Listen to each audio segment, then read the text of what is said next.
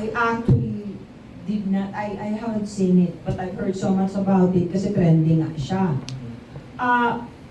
Doon sa kapirasong nalalaman ko, wrong choice of words talaga. Parang hindi maganda. At saka, hello, may nanay ka ba? May kapatid ka bang babae? May asawa ka ba?